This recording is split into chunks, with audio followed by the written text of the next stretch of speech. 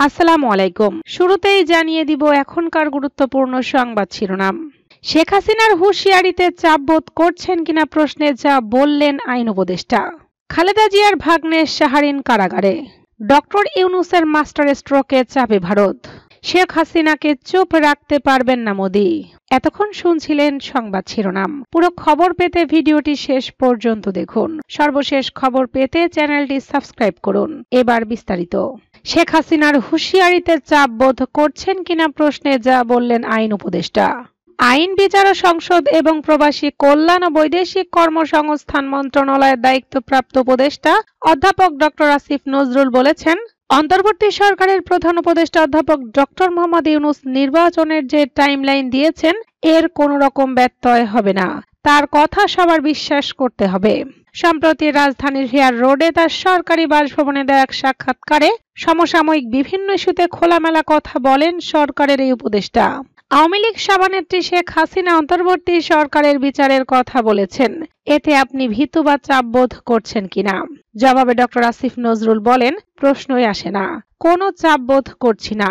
উনি যেসব কথা বলেন তা হাস্যকর মনে হয়। উনি বারবার বলেন আমি কিন্তু বাংলাদেশে চলে আসব ইত্যাদি ইত্যাদি। আমরা বলছি আপনি বাংলাদেশে চলে আসেন, এটাই আমরা চাচ্ছি। আপনাকে প্রত্যর্পণের আবেদন করে রেখেছি। আপনি বাংলাদেশে এসে আদালতের বিচারের সামনে দাঁড়ান। আমরা তো সেটাই চাই। মাঝে মধ্যে শেখ হাসিনাকে মানসিক ভারসাম্যহীন মনে হয়। এত মানুষকে হত্যা করার পর এভাবে মিথ্যাচার করে কবিতা আবৃত্তি করেন। ওনার ধানমন্ডি ৩২ নম্বরের বাড়ি ভাঙচুর হয়ে গেছে। ওনার নেতাকর্মীরা হুমকির মুখে, অথচ উনি অন্য একটি দেশের আতিথেয়তা গ্রহণ করে কবিতা আবৃত্তি করা কোনো সুস্থ মানুষের পক্ষে সম্ভব না। তাকে প্রশ্ন করা হয়, গণ অভ্যুত্থানের পর বিপ্লবী সরকার গঠন না হয়ে কেন অন্তর্বর্তী সরকার হলো? জবাবে ডক্টর আসিফ নজরুল বলেন, তৎকালীন প্রধানমন্ত্রী শেখ হাসিনার পতন অনেকটা আকস্মিক ছিল। নতুন সরকার গঠন নিয়ে খুব একটা প্রস্তুতি ছিল না। শেখ হাসিনার পতনের পর কি ধরনের সরকার গঠন হবে সেটা নিয়ে সিরিয়াস আলোচনা কথাবার্তা হয়নি। তখন আমরা শেখ হাসিনাকে কিভাবে সরাবো সেটা নিয়ে উদ্বিগ্ন ছিলাম। ফলে দ্রুত এত কিছু পরিকল্পনা করে সরকার গঠন করা সম্ভব হয়নি। আমি মনে করি ৫ আগস্ট গণ অভ্যুত্থান ছিল। সেখানে বিপ্লবের উপাদান ছিল কিন্তু বিপ্লব ছিল না। বিপ্লব সেটা যেখানে বিপ্লবের সুনির্দিষ্ট রোডম্যাপ থাকে, প্রস্তুতি থাকে, বিপ্লবের পক্ষে বাহিনী থাকে, কিন্তু সেখানে এগুলো কিছু ছিল না। তবে শেখ হাসিনা যদি আরো বেশি দিন ক্ষমতায় থাকতো, আরো গণহত্যা চালাতো, তাহলে এটা বিপ্লবের রূপ নিতে পারত। খালেদা জিয়ার ভাগ্নে শাহরিন কারাগারে। কর ফাঁকির মামলায় বিএনপি চেয়ারপারসন খালেদা জিয়ার বড় বোনের ছেলে শাহরিন ইসলাম চৌধুরীকে কারাগারে পাঠানো হয়েছে। ১৭ বছর আগে এই মামলায় শাহরিনের জেল জরিমানা হয়েছিল। শাহরিন ইসলাম চৌধুরী আজ মঙ্গলবার আদালতে আত্মসমর্পণ করে জামিন আবেদন করলে ঢাকার বিশেষ জজ আদালত ৬ তার জামিনের আবেদন নাকচ করে কারাগারে পাঠানোর আদেশ দেন। বিষয়টি নিশ্চিত করে শাহরিনের আইনজীবী সৈয়দ জয়নুল আবেদিন জানান, বিএনপি নেতা শাহরিনকে ১৭ বছর আগে রাজনৈতিকভাবে হয়রানি করার জন্য তার বিরুদ্ধে আয়কর ফাঁকির মামলা দেওয়া হয়।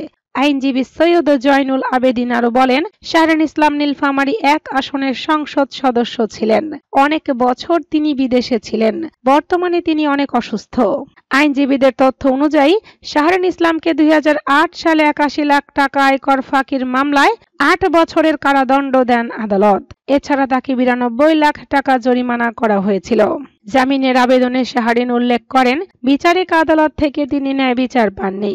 কেননা ১৯৯৮ থেকে ৯৯ কর বছর থেকে ২০০৬-৭ কর বছর পর্যন্ত তিনি আয়কর রিটার্ন দাখিল করেছেন। সেখানে তার সব সম্পদের তথ্য উল্লেখ রয়েছে। বিএনপি চেয়ারপারসন খালেদা জিয়ার বড় বোন সেলিনা ইসলামের ছেলে শাহরিন ইসলাম চৌধুরী ১৯৯৬ সালে অনুষ্ঠিত ৬ষ্ঠ জাতীয় সংসদ নির্বাচনে এমপি নির্বাচিত হয়েছিলেন তিনি। ডক্টর ইউনূসের মাস্টার স্ট্রোকে চাপে ভারত। বাংলাদেশের অন্তর্বর্তী সরকারের প্রধান উপদেষ্টা ডক্টর মোহাম্মদ ইউনূসের নেতৃত্বে একের পর এক কৌশলগত সিদ্ধান্তে দক্ষিণ এশিয়ার ভূরাজনীতিতে নতুন তরঙ্গ সৃষ্টি হয়েছে। সর্বশেষ মুহুরী নদীর তীরে প্রতিরক্ষামূলক বাঁধ নির্মাণ নিয়ে প্রতিবেশী ভারত, বিশেষ করে ত্রিপুরা রাজ্যে তৈরি হয়েছে স্পষ্ট উদ্বেগ ও উত্তেজনা। গত বছর হঠাৎ করে ত্রিপুরার জলধারা থেকে পানি ছেড়ে দেওয়ার ফলে বাংলাদেশের নোয়াখালী ও কুমিল্লা অঞ্চলে ভয়াবহ আকস্মিক বন্যা দেখা দেয়। ক্ষতিগ্রস্ত হন লক্ষাধিক মানুষ। আর্থিক ক্ষতির পরিমাণ শত কোটি টাকারও বেশি। সেই অভিজ্ঞতা থেকেই বাংলাদেশের পক্ষ থেকে মুহুরী নদীর তীরে একটি শক্তিশালী প্রতিরক্ষামূলক বাঁধ নির্মাণের সিদ্ধান্ত নেওয়া হয়েছে। ঢাকার ভাষ্য, এই বাঁধ সম্পূর্ণভাবে বাংলাদেশের জনগণকে রক্ষার জন্য নেওয়া হয়েছে এবং এটি একটি নিরাপত্তামূলক ব্যবস্থা ছাড়া আর কিছু নয়। কিন্তু ভারতের পক্ষ থেকে বিষয়টিকে দেখা হচ্ছে আরো গভীরভাবে, একটি কূটনৈতিক সংকেত হিসেবেও। ত্রিপুরা সরকার ইতিমধ্যে সীমান্তে উচ্চ পর্যায়ের একটি প্রতিনিধি দল পাঠিয়েছে।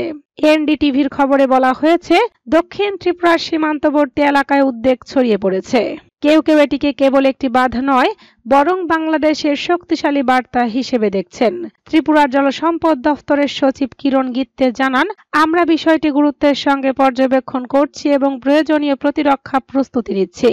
বিশ্লেষকরা বলছেন, ডক্টর ইউনূসের নেতৃত্বে বাংলাদেশ একদিকে যেমন আত্মনির্ভরশীলতার পথে এগোচ্ছে, তেমনি পররাষ্ট্র নীতিতেও দেখাচ্ছে ভারসাম্য ও দৃঢ়তা। পূর্ববর্তী সরকারের সময় ভারতের প্রতি অতিরিক্ত নির্ভরতার যে অভিযোগ ছিল, সেখান থেকে সরে এসে নতুন সরকার এখন নিজেদের স্বার্থকে সর্বোচ্চ গুরুত্ব দিচ্ছে। ঢাকা বিশ্ববিদ্যালয়ের আন্তর্জাতিক সম্পর্ক বিভাগের অধ্যাপক ডক্টর রাশিদুল করিম বলেন, বাংলাদেশ এখন আর কেবল প্রতিক্রিয়াশীল নয়, বরং পূর্ব প্রস্তুতিমূলক এবং কৌশলগত কূটনীতিতে এগিয়ে যাচ্ছে, যা একটি পরিণত রাষ্ট্রের পরিচয়। বাংলাদেশ একটি নদীমাতৃক দেশ। নদী সম্পদ ব্যবস্থাপনায় আঞ্চলিক সহযোগিতা অত্যন্ত গুরুত্বপূর্ণ, কিন্তু সেই সহযোগিতা হতে হবে সমতা ও পারস্পরিক সম্মানের ভিত্তিতে। অন্যথায় এমন প্রতিরক্ষামূলক প্রকল্পগুলো আরো বড় কূটনৈতিক জটিলতা সৃষ্টি করতে পারে। শেখ হাসিনাকে চুপ রাখতে পারবেন না মোদি। সাবেক স্বৈরাচার প্রধানমন্ত্রী শেখ হাসিনা ভারতে পালিয়ে আছেন। সেখানে বসে বিভিন্ন উস্কানিমূলক কথা বলছেন। সাবেক সরকারের দুর্নীতি সহ বিভিন্ন বিষয় নিয়ে সংবাদ মাধ্যম আল জাজিরার সঙ্গে বিস্তারিত কথা বলেছেন অন্তর্বর্তীকালীন সরকারের প্রধান উপদেষ্টা ডক্টর মোহাম্মদ ইউনূস। এক সাক্ষাৎকারে আল জাজিরার সাংবাদিক নিয়েফ বার্কার শেখ হাসিনাকে নিয়ে প্রধান উপদেষ্টা ডক্টর মোহাম্মদ ইউনূসের কাছে বিভিন্ন প্রশ্ন করেন। তখন তার বিভিন্ন বক্তব্য বিবৃতি দেওয়ার বিষয়টি উঠে আসে। প্রধান উপদেষ্টা বলেন, তিনি বিমস্টেক সম্মেলনের ফাঁকে ভারতীয় প্রধানমন্ত্রী নরেন্দ্র মোদীর সঙ্গে বৈঠক করেছিলেন। সেখানে শেখ হাসিনাকে চুপ রাখতে বলেছিলেন তিনি, কিন্তু জবাবে মোদী বলেছিলেন তিনি এটি পারবেন না, কারণ ভারতের সবাই সামাজিক যোগাযোগ মাধ্যম ব্যবহার করে, এটি সবার জন্য উন্মুক্ত। অর্থাৎ শেখ হাসিনা সামাজিক মাধ্যম ব্যবহার করে কিছু বললে সেটি তিনি নিয়ন্ত্রণ করতে পারবেন না। আল জাজিরার সাংবাদিক বলেন, শেখ হাসিনা দাবি করেন তিনি এখনো বাংলাদেশের প্রধানমন্ত্রী। তিনি ভারত থেকে সব বিবৃতি দিচ্ছেন। অন্তর্বর্তী সরকার ভারতে তার অবস্থানকে কিভাবে দেখে? জবাবে ডক্টর ইউনূস বলেন, ব্যাংককে বিমস্টেক সম্মেলন হয়েছিল, যেখানে প্রধানমন্ত্রী নরেন্দ্র মোদী সহ বিমস্টেকভুক্ত দেশের সব সরকার প্রধান এসেছিলেন।